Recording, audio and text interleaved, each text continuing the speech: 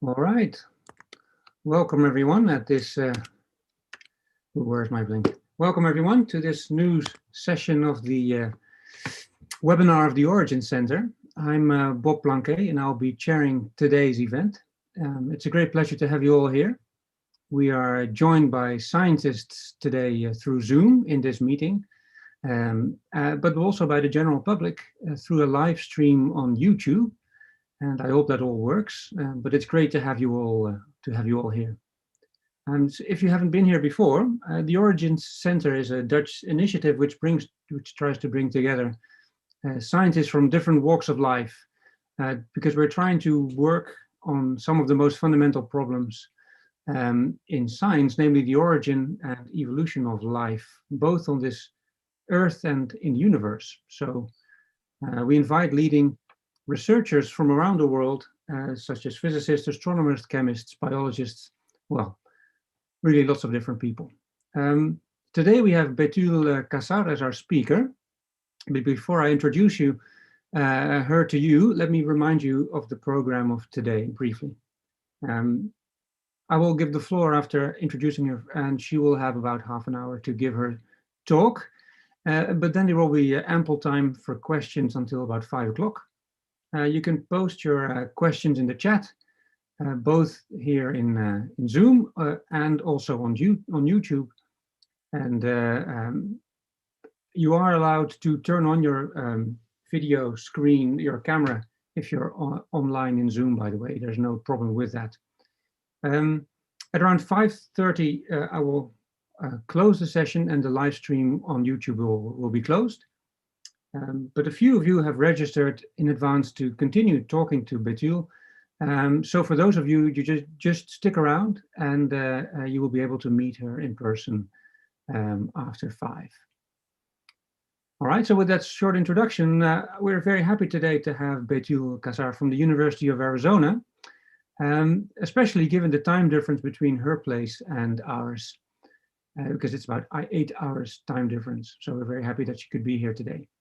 Betül obtained her PhD in biochemistry at Emory University in 2010 on enzyme structure-function relationships, but then she turned, or maybe not bad, but then she turned to origins of life research at Georgia Tech.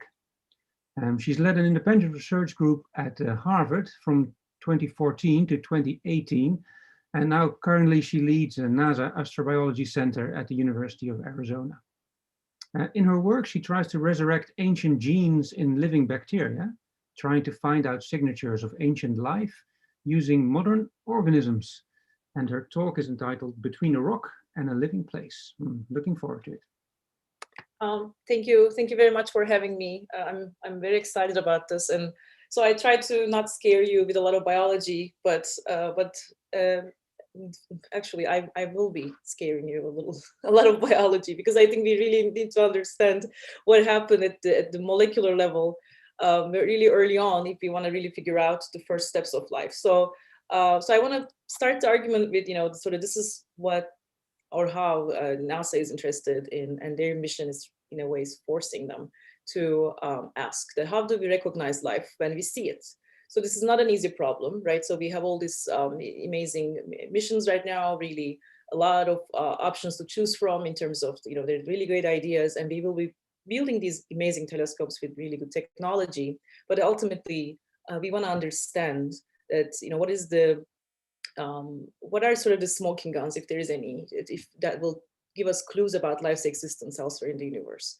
So this is not an easy problem. Forget about the stellar distances that we will be proceeding to find signatures of life. How do we even recognize it when it is in front of us, right? So this is not an easy problem to solve. And that's why I think it's a sort of an all hands on deck problem that we need everyone we possibly can to understand the sort of quantitative properties of life, and but also the molecular foundations of it. And I guess we argue that it is unlikely that we will be finding what we're looking for without understanding the origin of life, right? So how did our planet at first place solve this problem of emerging and flourishing and sustaining life? So it is not an easy problem, because it doesn't only require an understanding of the chemistry, but also a solid understanding of the early environment, and also how the environment and this sort of geologically driven chemistries fed each other, right? So we need to understand that at the billions of years time scale, if we want to understand how that first architecture later evolved to the way that we see around us. So there are a lot of problems within each other. But ultimately, I think we have to understand the generative mechanisms of life to design this sort of best means of detection. Not only for detection in terms of looking for life that may exist on planets that are outside of our solar system, but also to interpret the samples that we may be bringing back within our solar system alone, such as Mars, right? When we think of Mars, or when we understand or try to understand the conditions of Mars, we sort of treat Mars as an ancestral state of our own planet at first place too, and that's an interesting assumption, and maybe also quite insightful as well to understand our own planet's first conditions.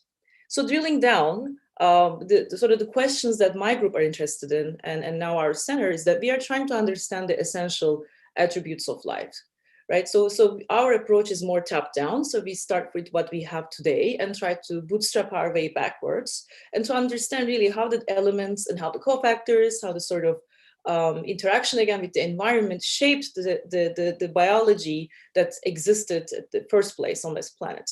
And how should those understandings shape our understanding of habitability and search for life on other worlds? So how can we integrate these sort of understandings when we look for life elsewhere? And we still yet to make, we can make actually molecules that make up life, right? Mili-Urey experiment, we were able to generate amino acids, but how do we go from just a soup of chemicals to something that is like life, right? So those are all the big problems. And for a biologist, of course, I'm interested in knowing, how did the past life look like? Like, how did the first steps behave like? And were they any different than what we see today? So these are all, in a way, they're interesting problems. And I think what makes it interesting also and exciting at the same time is that we are not afraid that we don't know a lot of things, but we are encouraged, and we are encouraged to pursue these answers, given the fact that it is such a wonderful time. Like centers like, you know, what you have exist. There are a lot of scientists coming together to tackle these questions using whatever the tools that are available in their own disposal. So it's a pretty exciting time to tackle this problem. So just at a nutshell, here we are, right? We have these building blocks: lipids, RNA, carboxylic acids, amino acids, sugars, and then transitioning into some sort of organization. And in this way, it's very simplified, jumping onto the very right. We have the life's organization, something like a metabolism, or at least like some sort of a network that has a biological property that we think is, you know, first life some sort of contained or sustained. So the question is, of course, how did this transition occur? How did we go from a basic chemical mix to an organization that is behaving like life? So we don't know this transition, but what we think happened in between is that there was some sort of a chemical network, interactive, a closed system that was produced by these building blocks. So we can guess that much, but how did this very transition happen? It's a big question mark right now. By the way, I would appreciate if you interrupt me and ask me questions. I will try to catch them as much as possible, but let's make sure that it's not just me talking as much as possible. So feel free to interrupt me, please. But so the question is, okay, assume that you have all these building blocks and you figured out exactly what sort of amount you have to have and what the behavior of, you know, what the sort of protocell you might have to encapsulate all these things. Still, how do you get them to work together to exhibit biological behaviors like evolution? Or how does evolution take place at first place? And once you get the evolution going on, how does the system gradually become more complex?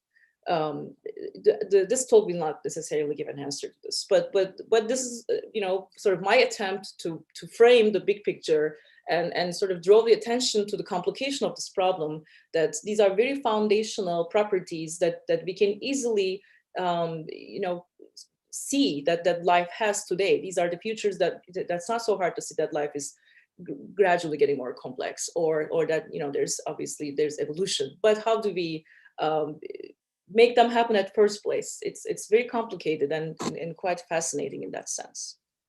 So today I want to talk about early metabolisms. And I want to talk about a certain metabolism that we think sort of set the tone on this very planet. And our attempt as biologists to sort of go back to that state and to understand the emergence of this first metabolism. I will be telling a story that sort of feeds off of different methods. But at the core, it is, I would, yes, position it as a biological attempt to understand the first biology. And how is this related to origin of life and our understanding of figuring out the first signatures of life on this planet. So let's just take a step back and think about metabolisms and what do we think of when we think of metabolism. So this is sort of what happens when the right chemistry and sort of right environment, I guess, took place in once on our planet, as far as we know, that emergence of metabolism. So the metabolisms evolved around 4 billion years ago. And the way I define it is that the metabolisms are precise channelization of electrons to yield micromolecular complexes. So life figured out to have this sort of circuitry, and this is what really a metabolism is. There's some sort of battery. You can imagine this as the energy available in the environment that is feeding off the rest of the circuitry.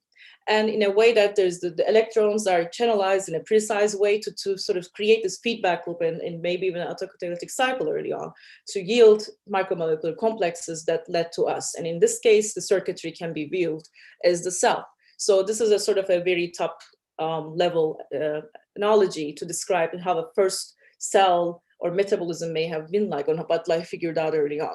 So we got this. And so let's sort of review what happened after an emergence of a system such this, that after life figured out how to utilize the energy that is coming from the environment in a precise way to self-sustain itself. So we think that the first emergent metabolisms are the biological carbon or sulfur cycling. So we are going back in time. This is around sort of early Archean, late Hadean. I'm talking to you from Archean now. That's where I am, at least in mind. So this is the biological carbon cycling emergent area. The dashes represent the ambiguity. We sort of think, we have some evidence, and we will be reviewing what these evidences are shortly. So we think that the carbon sulfur cycling, biological carbon and sulfur cycling evolved around then, followed, just fast forwarding it to the oxygenic photosynthesis that also led to the great oxidation event, the rise of oxygen in our planetary atmosphere, moving on to the evolution of the eukaryotes. Then the rest is sort of more sets that we have eukaryotic multicellularity, and then the rise of animals and so on and so forth. So that's about, and then the rest is the Cambrian era, which we have increasingly more samples to derive from. So this is sort of the big picture of the sort of major biological incidences that happened in the history of life. But interesting for us, people who are interested, anyone I think interested in the origin of life, is that how do we sort of track this back? How do we reconstruct the sort of unseen or intractable molecular history of early life, right? So how do we know these things, and how do we understand the molecular properties that gave rise to this sort of metabolisms? Especially considering that this is where the emergence of life's organization took place. And I think this is quite fascinating to think about, because this is sort of when the life's architecture got settled. Okay, so this really actually is remarkable to me, that how much of what we see afterward relied on the certain architecture, and how much of this was actually not constrained by these very innovations, we don't know. But what we know is that there is some evidence that life processed materials and energy to synthesize the biomass. So life had that battery and circuitry connection at this point, and we have evidence for this. And what are the evidences? So we are in some ways limited in our tool sets to reconstruct these incidences, but in some ways we aren't, because these are ever evolving and I think getting more sophisticated methods. So how do we reconstruct this unseen part of life especially for us, the interest is the Archean, or as we get closer to the origin of life. So we have two records that life sort of left on geologic time. The one is the molecular record. Life provides a mix of specific molecular patterns. We have a way to understand the interactions between these patterns. We rely on DNA molecules, so we rely on the information itself to create these trees. But the caveat is that this is overwritten, right? So DNA is naturally selected. So whatever you have is not necessarily representing an ancient state, right? One organism isn't necessarily more primitive than the other. They all exist today. So even though we may treat some systems or parts of DNA as more ancestral or more fossilized than the rest, semantically that can't be true, right? Because they've been evolving, and they're for billions of years, and nothing about them is ancient in that sense. They are present today. On the other hand, we have the geologic record. We have the rocks. They're great. They provide a global chemical picture, but we rely on finding these fossils on these rocks. And the fossilization process is rare, especially as you go further back in time. And the rocks are not naturally selected, unlike the DNA, which, again, the natural selection can give us a lot of information about what may have been adaptive and what sort of environment may have led to these selections. But with rocks, you're pretty much subject to whatever got randomly selected in a way, or so there's no selection rather. And they need to be found, right? These rocks need to be found, and they need to be preserved, and there is the problem of degradation. So each record comes with their own amazing information that we can extract from, that we can extract a lot of great information from either of these records, but at the same time, they all have their own shortcomings. That's okay. We don't just close the shop and retire just because we know the problems, but we try to understand, okay, how can we merge these things too, or should we merge the two to understand the past? And at the heart of these things, at the heart of a metabolism and a rock that may have a fossil that will give us some information, lies molecules, lies enzymes, lies proteins that mediate the interaction between the environment and the output that is then read in the geologic record. And we're going to drill down to what I mean by that. But primarily, when we think about Earth's history, we all know that, the microbes have been around for billions of years. So the Earth's history is really a microbial story. But at the end of the day, microbes and their functions are mediated by enzymes. So the elements, the cofactors, how these enzymes are interacting with their substrate ultimately dictates how that organism behaves, which then impacts how the population that hosts this organism behaves, which then impacts how this population may have created an impact that is measurable at the ecosystem level. So for someone who thinks about enzymes or proteins and how they're functioning, this is a quite mind-blowing information. And sometimes when I talk to students, they say, or undergrads who just learned about this, they say, wait a minute, are you telling me that by looking at a single protein, a single protein is capable of making a change at the planetary scale? Like, how is that possible? And I tell them, yes, why else would we study these things, right? They can do this sort of amazing things. And there are examples to this, and I'm going to be reviewing some of them. Is if the sun doesn't melt me here in the Archean right now. That's what's happening to me. All right. So enzymes mediate interactions between the living and the rock. So this is sort of between the life and between a rock and a living place. This is sort of what we have, right? Enzymes, they do this inside the cells. But what is the evidence? All right. What is the evidence for this? And why do we think that life extends way back to 4 billion years? And I put these questions next to one another because they are related to one another. Let me move this way. All right, okay. All right, 1 second.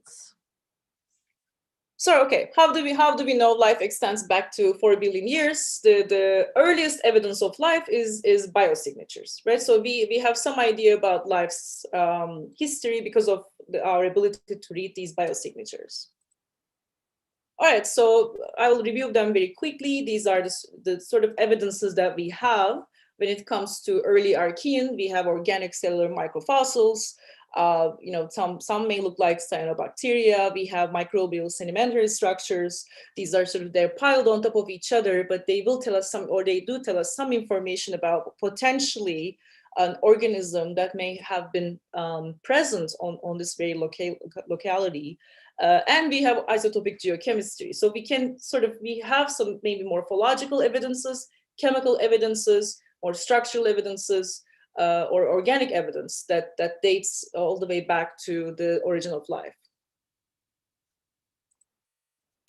All right, so how do we, again, go from finding these things to understanding them and or understanding their behavior or their existence rather on the early Archean, is that, we go through this sort of process of looking at a fossil remnant and inferring the presence of an organism that gave rise to that fossil record. So, right, we have for example, we assume that a living microbe, which then got fossilized and led into the microbialites, which is what we see on this record in the form of either an isotope record or some sort of biomarker that was then embedded on the rock and that we can access through certain experimental processes in the lab. So in other words, we read the output of one's living microbe in the form of chemistry and in the form of organic chemistry. It is quite remarkable. So this is sort of the inference that we make. And the microbial biosignatures can be preserved in several different ways, right? But the question is, what are the sort of different ways as we go way back in time? And the main one is the carbon record, right? So I put here also that we have some idea that carbon cycling existed around 3.5, 3.8 billions of years in the past. And so what we are really saying when we make that assumption is that an organism that was able to differentiate the two different carbon isotopes in the atmosphere in a certain way that gave us a certain carbon isotopic ratio value that leads us to believe that an organism, in fact, a living organism existed there. Okay, and I want to repeat this again, that we have different isotopes in the atmosphere, different isotopes for carbon as well. And then in primarily it's carbon 13 and 12. Life selects carbon 12 over carbon 13. Life is lazy. It prefers the atom that is the isotope that is lighter than the heavier one. And in return, it creates a distinct carbon record because of its own very discrimination between the two different carbon isotopes, between the 12 and the 13. And we attribute that very significant value to the presence of a living or something like a living organism. Is there any question about this? Because we will rely on this information in the next 10 minutes or so. Okay, so let's take a look. And when I said that, we have this sort of way of calculating this carbon record, now let's review what sort of carbon record we see as we go way back in time. So right on the y-axis, we have the carbon isotope fractionation value, that's per mil, that's how we represent it. And then on the x-axis, we have the different geologic timescales. So here we are, I put 3.5 here. We have some isotopic value for 4.1, but we don't know if that's, first of all, it's not yet settled. Besides, it's not clear if it is actually coming from a carbon metabolism yet. So this figure will show the values that are seemingly more accepted than the others. So this is what we look at, okay? So we have the organic carbon value, we have the carbonate. So and then this is we know that there was no oxygen early Earth. There's the great oxidation event, some sort of oxygen whiffs right before the rise of oxygen on the planet. We have lower oxygen compared to the Phanerozoic, which is closer to today. That's to the Cambrian. So in other words, there's this emergence of cyanobacteria, the eukaryotic algae evolves, the land plants evolve, but the carbon record seems to be, do you see what I see? Do you see how flat this is relatively? That there seems to be some sort of persistence across geologic time when it comes to the carbon record. And when we find these fossils that have this distinct carbon record, we compare it with the carbonate. That's our control to make sure that this is actually biological, it's actually organic. And at the same time, scientists refer to a standard value to normalize this very value that they collect from the rock records. So we have some way of standardizing these values that we gather from the rocks. And as we get closer to the origin of life, the rock record and the evidence for life itself gets spottier and spottier and spottier. In other words, we have more fossils and everything. Of course, after plants, for example, there's a lot more. But as we approach to the origin of life, the record gets spottier. So how do we then understand what's happening in the rock record? Well, because we rely on the biochemical data sets that we have today. So we have some understanding of the modern carbon isotope fractionation values for the organisms that exist today, right? So if you ignore the methanogens, because you see the deviation here, you're looking at the modern carbon fractionation values for different organisms here. So if you eliminate the methanogens, which seems to deviate, it's largely larger than the others, there seems to be some sort of constraint when it comes to today's microbial organisms as well, when it comes to their uptake of the carbon. In other words, the range seems to be going from some maybe minus plus 4 to 30, 35. So there seems to be some sort of, actually less than that, but there seems to be some sort of constraint when it comes to the carbon isotope fractionation values of the modern organisms. So this was sort of our starting point. This was our starting point. How do these two data sets reconcile? That we rely on this entire modern organisms to make sense of our geochemical data set. That means when we interpret what may have happened billions of years ago, okay, let's say 3.5 billions of years ago, we rely on the modern microbes' behavior to interpret the behavior of the past. At the very top level, this is what we do. And it makes sense. We have to make these assumptions because there's only one past and there's only one present, and we need to start from somewhere. So of course, we will look at today's organisms to understand what sort of metabolisms the early organisms might have. That makes sense. But to what degree, right? So this was the starting point of this project for me, at least, that when I saw this trend in front of me, I thought, okay, why is this happening? Why is this consistent? Why is this record consistent? When we know that life did not just, our planet didn't just go through a persistent atmospheric state itself. We know that so many things happen on this planet, right, over time. But the why then is that life's record is consistent. Coming back to the future, when we look at the modern organisms, we find that there is this enzyme called Rubisco, right? This is an enzyme that's function is tightly coupled to the carbon discrimination. So when we look at modern organisms, there are many different carbon fixation pathways. There's almost, I think, 7 different carbon fixation pathways, but Rubisco is one of the most dominant enzyme that is present in one of the most dominant pathways, and it's used by algae, used by cyanobacteria. So it seems to be one of the most primary enzymes that determines and impacts the carbon isotope value of the organism that is fixing the carbon. So here you go. So you have one enzyme, one output, and the record of that in the geologic time. So we found our enzyme.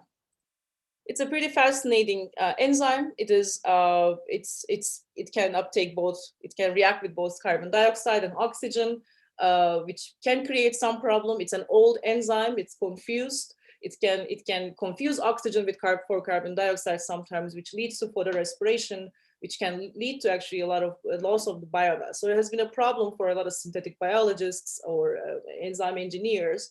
They've been trying to improve the function of this enzyme and by increasing its specificity towards carbon dioxide. Today, Rubisco contributes to overall carbon balance. It catalyzes the first step in Calvin cycle, one of the most predominant pathways for fixing carbon. And it is a very slow enzyme. It's old, it's confused, it is slow.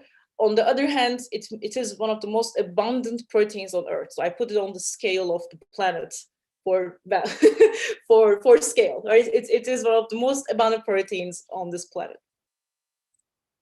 So, and we attribute again some of the values, and primarily a lot of the values actually that we calculate that they reveal the carbon isotope fractionation to this enzyme. This may seem very reductionist to you. This may seem like a very quick connection, but this is on the underlying assumption that if this enzyme is determining the kinetic rate of the carbon fixation metabolism, and if this is the enzyme that is present in the primary carbon fixation pathways, and we have this sort of consistency even for today's organisms when it comes to carbon record, then you can assume that yes, this is the enzyme that is causing that. So how consistent is the Rubisco's function over time? We don't know. So we have no idea about we have, I would say, very little idea about the evolution of Rubisco over geologic time and how the evolution of this very enzyme may have impacted the isotope uptake of the organisms over time. So there seems to be a major gap in our understanding of this sort of fast assumption that we make, meaning that there is some sort of carbon fixation metabolism 3.5 billions of years ago. Today these and we look at their the value, the output, the isotope value that they generate. We compare it with today's values, and then we make the assumption that whatever exists today in this organism, some form of it may have existed early on. Not with those words, but that's the underlying assumption in understanding the past, and that's what we want to challenge. That should we actually use the modern phenotypes to interpret the past? How reasonable it is for us to assume that the past behaved similarly to today. We seem to be sort of making these assumptions. They seem to be the underlying assumptions rather when we make these statements, or when we even try to interpret the value of a carbon isotope value that is found on an ancient rock, on a fossil somewhere. So, but for a molecular scientist, is that true? Can we actually make that assumption, especially when we know that molecules evolve and cells respond to the environment? So we started from there. And our question was then, let's reverse the clock and let's look at the evolution of this, and I will check the time for 1 second. All right, let's look at the evolution of this enzyme over time by reversing the clock, by using our approach. And that's what we do. We sort of try to find these systems that leave a record on the rocks, and then we find these enzymes, that metabolisms that are primary factors, or thought to be the primary factors that exist today, and then we reconstruct their ancestral state, and then we engineer organisms with these ancient states to then see if we're going to be able to regenerate the rock record. If we repeat what happened on in the geologic record, that's a clue. If we end up in a different place, that tells us that no, we cannot make these assumptions. That's straightforward. And our work is, as we like to, or at least NASA likes to call it, it's not a fruit salad, but it's like a smoothie. We compare everything: the rock record, the evolutionary biology, systems engineering, experimental evolution, and using artificial systems. So we sort of combine everything in one pot. But of course, the question is, how can we engineer biology in a different scale that exists in different scales to reflect the past? How can this happen? Is the story as straightforward as I'm sort of framing it to be? Probably not. And how can ancient biological outputs be created to interpret the geologic records of past life? Right? So how can we actually make these connections? They seem to be rather loose, because we are starting with an ancestral DNA to an enzyme to then an organism, and to understand its planetary level impact. So we start from there. So we start by choosing these systems, reconstructing their past using phylogeny, and inferring the ancestral states of these enzymes.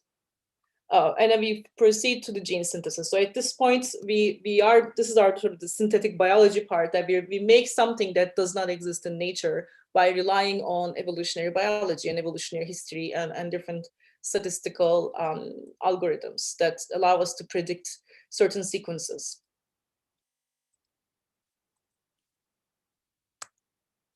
So we did this for a Rubisco enzyme. We created the phylogeny of the Rubisco. We tried different alignment models. We tried different evolutionary models. And we try to reconstruct a lot of different ancestors that correspond to different nodes. And then we sort of track the history, starting from a chosen modern variant. In this case, we chose the cyanobacterial variant as the modern, because we then go back to the modern cyanobacteria to work with these things and track the history of this enzyme over time. So we want to understand that, did this enzyme in fact not change over time, or the mutations that this enzyme may have experienced, did those lead to a stable enzyme? Stable in the sense that the mutations did not cause any changes on the enzyme that may impact their behavior, for example, at the fractionation level, or the way they take the CO2O2. And think about it, this enzyme cannot easily differentiate carbon dioxide from oxygen. But when we say that the carbon record on this planet is 3.5 years old, we assume that that metabolism had something like Rubisco. It has to, right? So that's sort of our assumption, that there has to be something like Rubisco that existed 3.5 billions of years into the past. But atmosphere had no oxygen then. So this enzyme presumably evolved under an atmosphere with no oxygen. It was an anoxic environment, okay? So how did this O2 confusion come into the play, and how can whether we can reconcile this by looking at the ancestral version of these enzymes, we don't know yet, right? So what we did was we looked at the enzyme structure over time. There are different forms of Rubisco today. We looked at the different ancestry. To keep the stories simple, we see that as we go back in time, the structure of the enzyme doesn't change. So you are looking at our structural calculations for this enzyme, and they seem pretty, at least to the visible eye, similar. But we know that the protein sequence and phenotype doesn't necessarily overlap directly. In other words, if the structure of an enzyme is conserved over billions of years of time, we now know that it doesn't mean that functionally they will be the same as well. And here is an example for how a single amino acid, when I saw this photo, I thought, okay, this is exactly how enzymes are, that you cannot put a single amino acid there and go from macaron to macaron, and it can be actually very different, even though the sequence looks fairly similar. We looked at the different parts of the enzyme, and at this point, I'm really concerned about time, because I know that I was asked to only talk for 30 minutes, and I think it is 30 minutes. So I can just review this part and stop, or I can go on, but let me just give you the take-home message for this part of the work, that we looked at different parts of the enzyme that sort of greet the carbon dioxide and oxygen, and try to understand how different the ancestral versions were compared to the modern ones. And to keep this story short, we see that while the structure is conserved, the sequence of the enzyme is not across geologic time, and that we also find distinct clades that have experienced different mutational rates. In other words, the clade that corresponds to the prior to the rise of oxygen seems to be having a Rubisco variants that are different than the ones that existed after the rise of oxygen. And the way we time when the rise of oxygen may have arisen was actually by looking at the enzymatic sites and the enzyme sites that reacts with the carbon dioxide and oxygen, and what are their mutational rates over time. So we sort of looked at the tree to infer the timing of the great oxidation events by understanding the evolutionary response of Rubisco in response to the rise of oxygen in the atmosphere. So in other words, we know that the planet has been through all these different changes, the plate tectonics, major glaciations. There's obviously the rise of atmospheric oxygen and all. And we know that enzymes interface with the environment and their host organism. And it seems like that we can see the signature of the environment, in this case, the rise of oxygen, directly recorded on the enzyme sequence. So that's pretty marvelous, that you can see the sites that are responding in terms of mutational substitution to the rise of oxygen, and to be able to see that on an enzyme is crucial as Rubisco is quite amazing, actually. Okay, so I will stop here. I probably have another 10 minutes actually. So I can stop, we can talk about this published work, or we can go on. It's a few experimental setup I want to show, but I don't know how much time we have. So if you have any questions right now, I can take them, or we can carry on. I'm looking at Bob. Yeah, I'm actually enjoying myself immensely with your talk. So I'd be happy if you go on for another 10 minutes. We Okay, have a so little bit less questions, less time for questions, but yes, if anyone wants to call a major bullshit, please do. It's please ask me your questions. But so this is sort of like where we started, and I want to move on to show you what we did since then to then proceed with this system. Right? Again, keep in mind our goal is to reconstruct the ancient biosignatures. That is, these are the signs of life. They are recorded by these enzymes and by the systems. Yet again, we don't know, or we don't really have a direct way of studying them. As I mentioned before, our sort of first starting point is to look at the phylogenies, try to understand something about the history, and create these ancient genes in the lab. We then move on. So this is what I developed when I was working as a NASA postdoctoral fellow, that take these ancient genes and then engineer them inside modern genomes. At this point, we do a lot of biochemistry. There's a lot of amazing studies. There are a lot of amazing studies on these sort of ancient gene functionality and biochemistry studies. But what happens if we actually put them inside an organism and sort of resurrect them by replacing the modern counterpart in the organism? So in other words, we want to dictate the organism's behavior and force them to behave the way the gene dictates it to. So Rubisco, for example, an ancient Rubisco, we want to put that inside the organism and see how the organism will respond to the behavior of the substitution. And then ultimately the goal is to look at the biogeochemistry that is generated by these organisms to infer the properties of their ancestral status and also connect it to the rock record. That's the ultimate goal.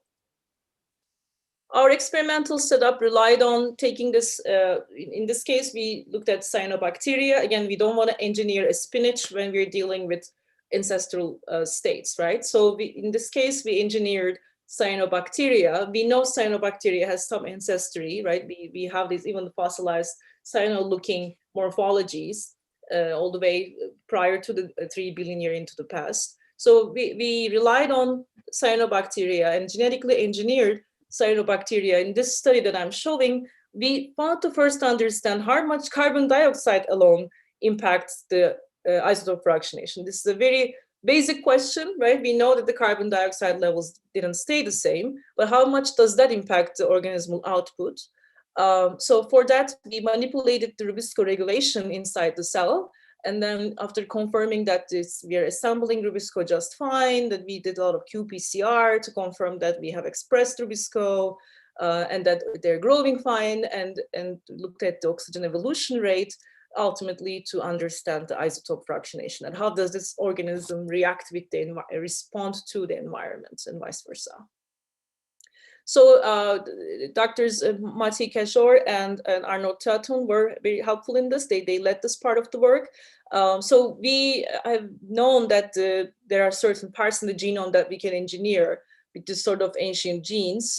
This for cyanobacteria, it was developed by Susan Golden's lab at UCSD. So we basically managed to introduce and set up this system. In this work, again, we are just dealing with Rubisco. We are manipulating it by changing the amount of Rubisco in the enzyme, because we want to see first how much does the Rubisco enzyme amount itself impacts the fractionation in response to the change in carbon dioxide.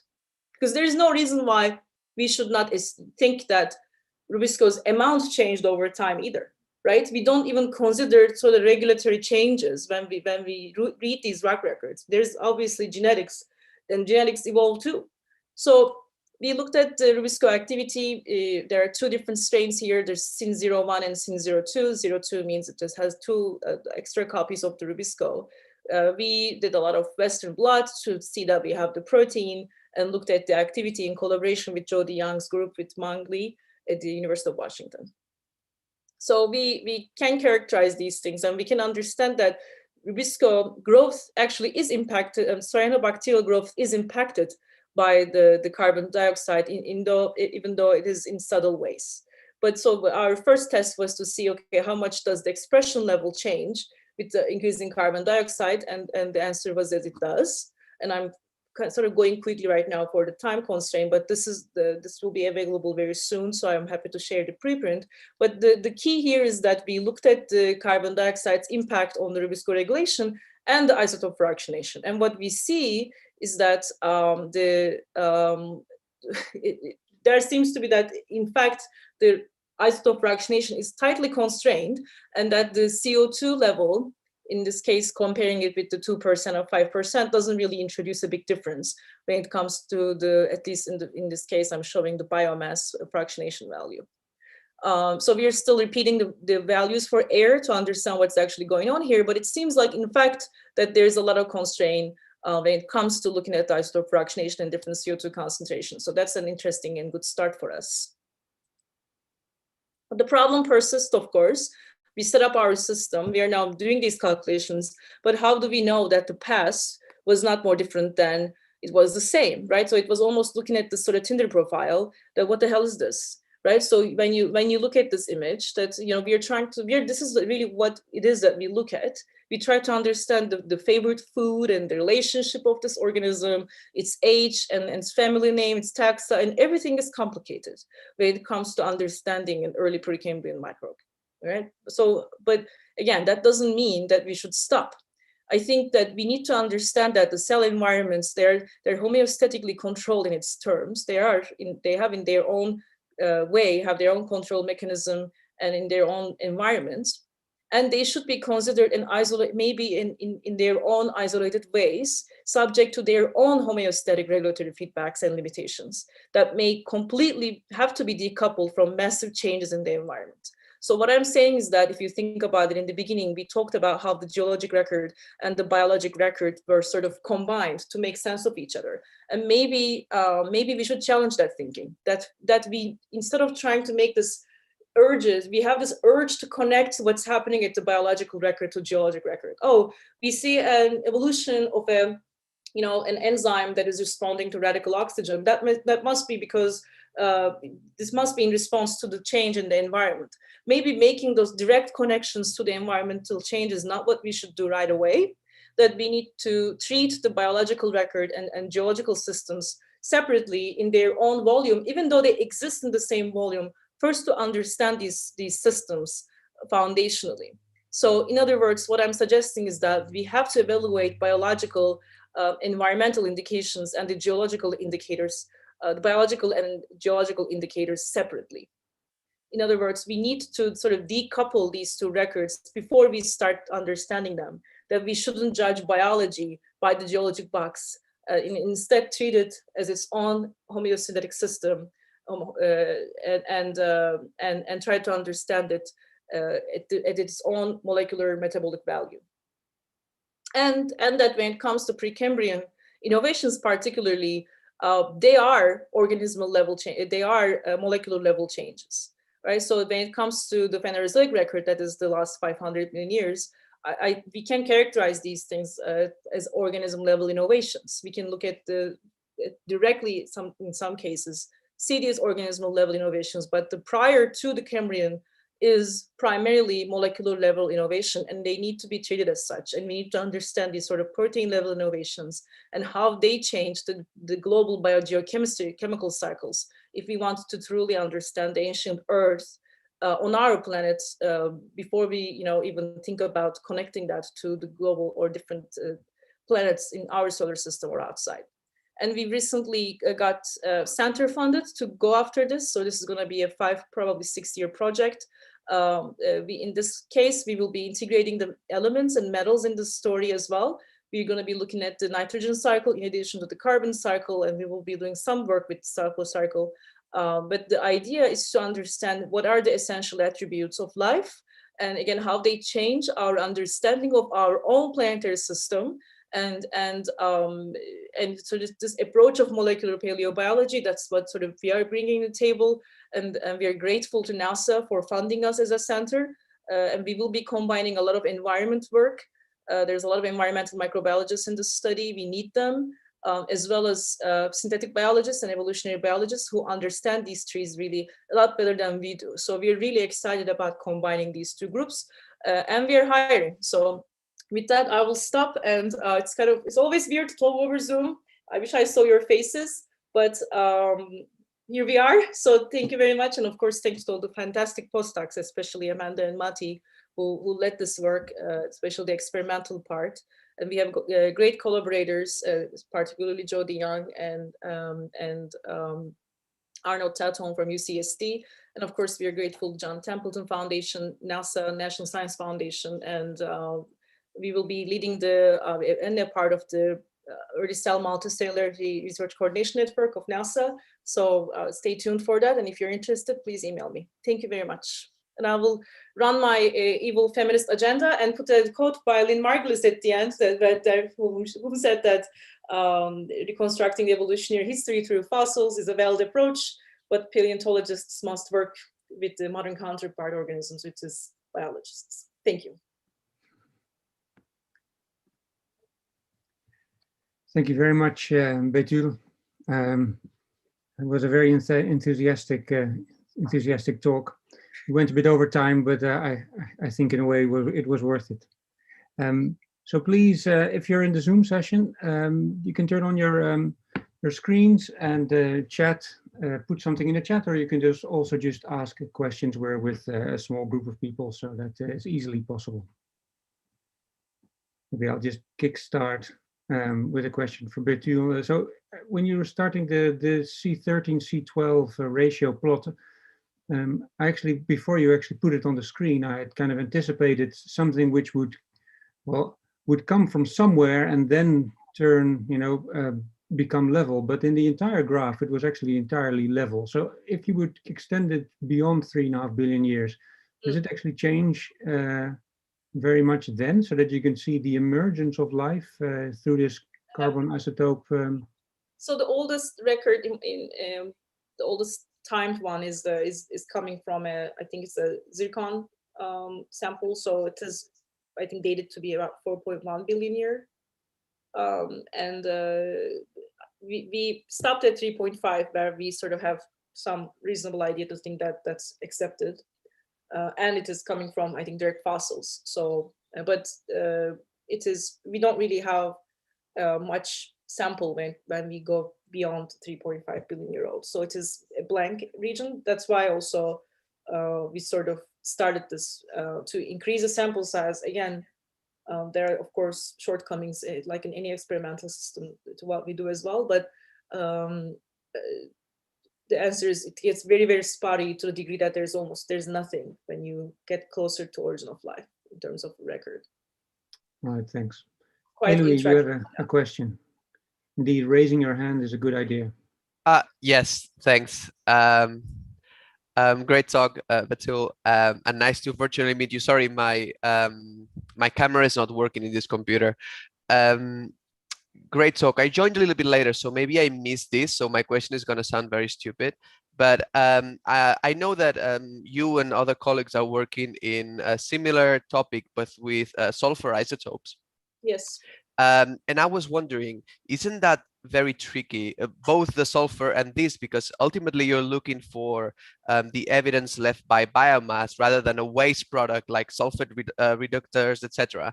Yeah. So how confident are you, and why so, are you that this kind of biomass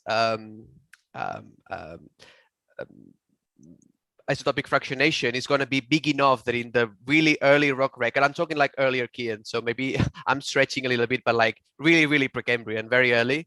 How good is this biomass in regarding the rest of the rock? Because we know that cells tend to be quite good at, in a lifetime of a cell, to produce a lot of waste products rather than their own biomass, which is relatively less. Yeah, that's an excellent question. Thank you very much, because your question also frames the challenges in doing these things really well by contrasting the carbon metabolism to different sulfur or nitrogen. So that's a very good question. Thank you. You're right. So the sulfur metabolism sulfur record is quite challenging. So the reason why we started this with the carbon is because I'm not sure if you were in the room, but when I showed sort of this uniform record for the carbon, yeah, that's not what we see with the sulfur. The record seems to be all over the place. So, and the reason is because, again, the metabolisms that give rise to that record is not as constrained, so to speak, as carbon, right? There are different enzymes.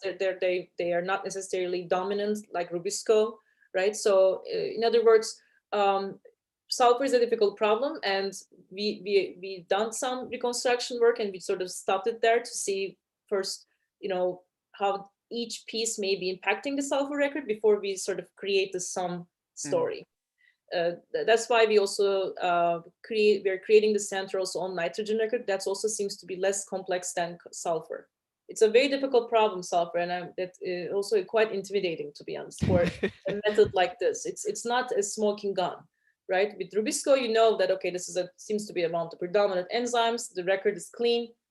We can actually go from there. Applying this to sulfur, I think we have to do it, but we have to be very careful with what part of the metabolism we're going to target, and we need to know really well the kinetic outputs. So if you are interested in chatting more, I would be very interested, actually. You might hear from me. Thank you. Yeah, please. Renske also raised her hand. Go ahead. Hi, Betül. Thank you for your talk. I had a question about the Rubisco, because you mentioned that the ancient protein likely had was a rather different sequence, and presumably also has a rather different function. But maybe I missed it. Have you actually re-engineered this protein, and how does it function differently? Does it react differently to oxygen? Yes, so that's a very good question. We don't know. So if that's at this point, because we didn't do the experiment, or I cannot show you the data, the finalized data. I don't want to presume, but because what we see is that so this is our tree, right? So this is sort of the presumed ancestor, and what we see is that the branch between the variant that's along this branch seems to be doing fine, and then we see a lot of mutations between this branch all the way to here. So from the ancestor of 1,3 to 1. So this is where the evolution seems to be taking place, and then the mutation rate sort of settles again after group 1. With that, in this paper we assigned this branch to the great oxidation event, potentially, given the fact that the sites responding to CO2 and O2 seem to be going through a lot of change, particularly on this branch. It's quite interesting. It's almost flat, and then a lot of change, and then flat again. So because of that, we have reason to think that there may be a difference. And there's also a recent paper by Paul Folkowski in PNAS, I believe it came out 2 months ago. They also see a similar trend. By doing different analyses, or they do more biophysics. So there are 2 studies that suggest that the ancestral versions may be rather different. But no, I don't have the biochemistry to show you. These are not very easy enzymes to study experimentally. I mean, it's taking us god-awful amount of time, but we finally engineered it. So that's a start. But it's but that's the goal. That's sort of where we are going. Okay, thank you. I'll look forward to seeing that. Thank you very much. Me too. Thanks. We have time for one more question, which comes from our YouTube stream. In fact, it comes from Peru. Flores, who is also of the Origin Center, is listening in and keeping track of that the YouTube live stream, because I can't do everything at the same time. So he'll ask the question for this person from Peru. Yes, hello, Betül. So from the YouTube channel, you got several likes already, and also one question from Benji. He is a biology student from Peru. He's really interested in the coevolution between life and its environment across geological time.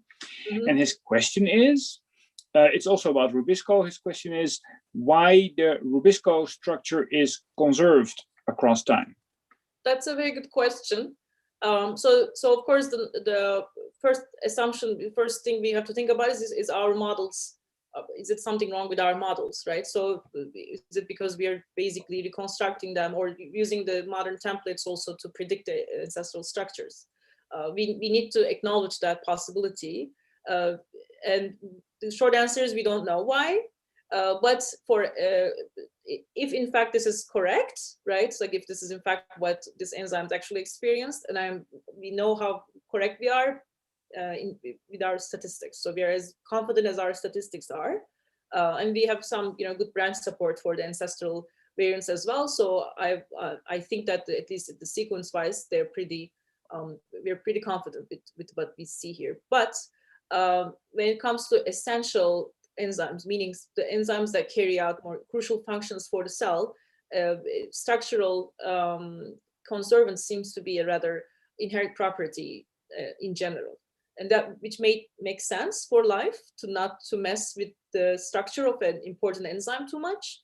But again, I have not yet convinced myself that what we are looking at is in fact removed from our own evolutionary algorithms that we use to reconstruct these things. As a part of our new NASA center, actually, we're testing our models. So we will be integrating different assumptions in our predictions, which will allow us to address this issue of whether we are just constrained with the modern sequences so much that what we see is similar to the modern, or whether what we see is actually real. Great, thank you.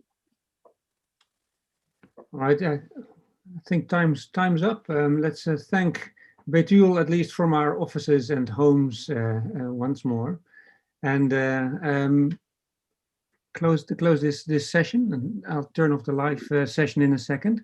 So I hope you'll be able to join us in about a month's time, a little bit more than that, with the next webinar, which will be on the April 13 by Dieter Braun from Munich. And he will speak on the evolution in non-equilibrium systems. So I hope we will see many of you there. So for those that wanted to chat with Betül afterwards, just stick around. And for everyone else, I wish you all a great day, however short or long that still is. Bye-bye.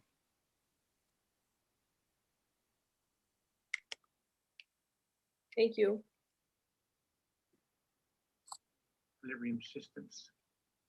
So I hope we will see many of you there. So for those that